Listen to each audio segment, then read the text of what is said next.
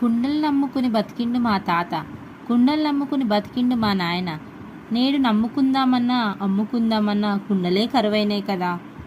కుమ్మరి జీవితానికి నిర్వచప్రాయమే కవిత. ఏమంటుండ్రు? కుండలు నమ్ముకొని బతికిండు మా తాత, కుండలు నమ్ముకొని బతికిండు మా నాయన. నేడు నమ్ముకుందామన్నా అమ్ముకుందామన్నా కుండలే కరువైనాయి కదా. కుమ్మరి జీవితానికి నిర్వచప్రాయమే కవిత. పోలిక.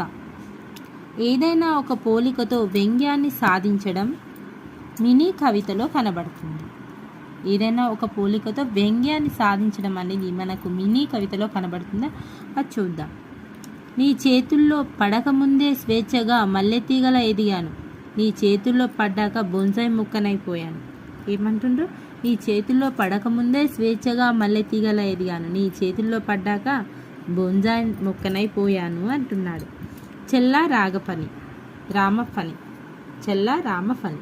ఇక్కడ స్త్రీలకున్న స్వేచ్ఛని హరించి వ్యక్తిత్వాన్ని కుంచింపజేసి బానిసగా మలుచుకుంటున్న పురుష స్వామ్యం సమాజం మీద వ్యంగ్యం ద్యోతకమవుతున్నది.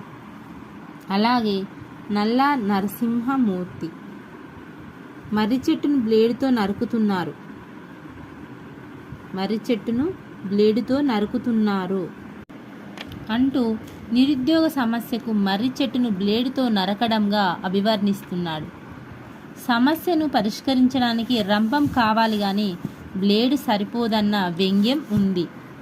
సమస్య పరిష్కారం పట్ల చిత్తశుద్ధి లేని నిర్లక్ష్యం పట్ల, ఉదాసీనత పట్ల ఆగ్రహం ఉంది. వైరుధ్య శిల్పం. మినీ కవితను 2 భాగాలు చేసి 2 పరస్పర వ్యతిరేకంగా రాయడమనే రచనా విధానం ఇది. ఆర్ రంగస్వామి గౌడ్ దైవత్వం మానవత్వం కవితలో అమృతం తాగిన దేవుడికి ఆవునేతి లడ్డూల నైవేద్యాలు, అంబలికి నోచని అనాథల కడుపుల్లో ఆకలి తిరుగలి వాయిద్యాలు.